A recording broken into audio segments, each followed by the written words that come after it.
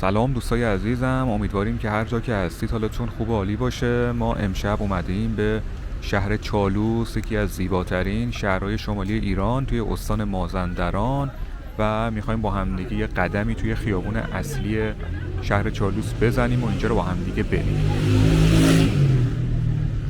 امشب که دارم این ویدیو رو براتون میگیرم روز شنبه 13 می هستش و ساعت هم تقریبا 8 شب.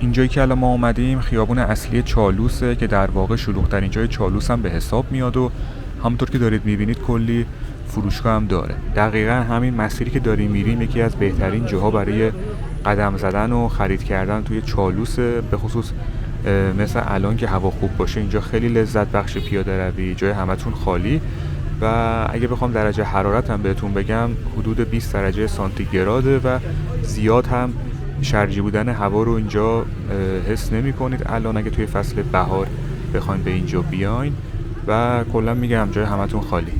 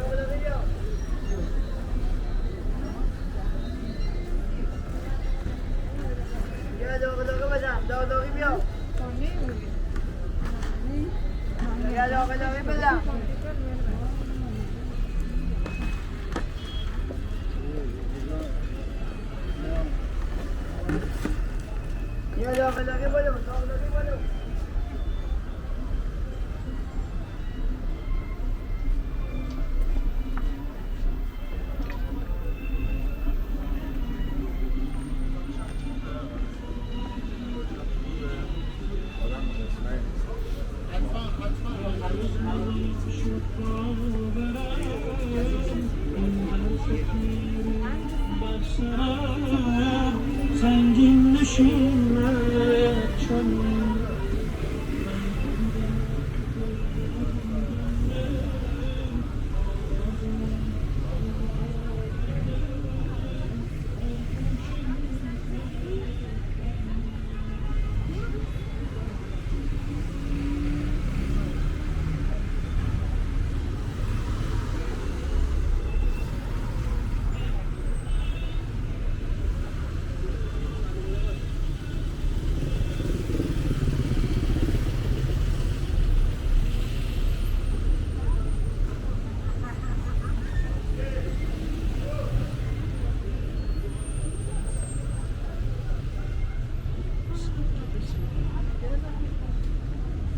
خیلی از دوستانمون همیشه از ما درخواست دارن که حالا هر جایی که میریم، هر شهری که میریم، قیمت روز خونه و آپارتمانم بهشون بگیم.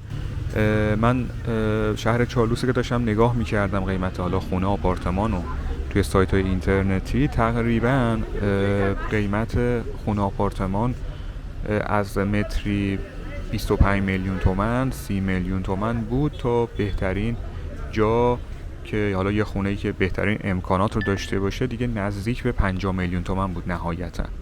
که به دلار بخوام بگم برای اینکه مخاطبای خارجیمون هم بدونن، تقریبا از متری 500 دلار تا تقریبا 1000 دلاره.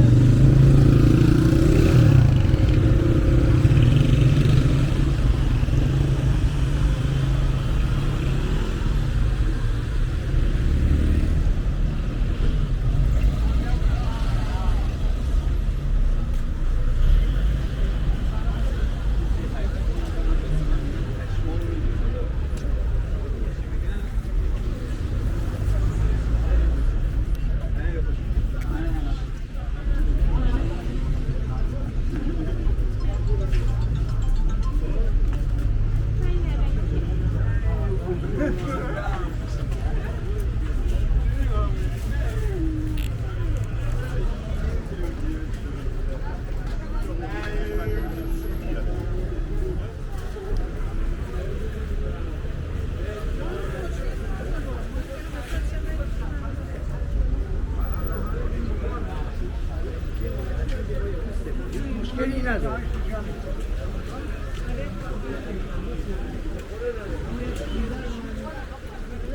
نظرم مثل همیشه بریم یه قیمت کتونی و حالا لباس و چیزی هم بگیریم، ببینیم که قیمت ها چجوریه اینجا. این مغازه من داشتم نگاه میکردم قیمت ها رو داره پشت ویترین. حالا یه کتونی ها رو ببینیم انتخاب کنیم. مثلا اینجا قیمت 870,000 تومنه، 780 تومن هم دارم میبینم، 980,000 تومن هم دارم میبینم قیمت، که اگه بخوام به حالا دلار حساب کنم میشه تقریبا این قسمت حدود 15 تا 20 دلار.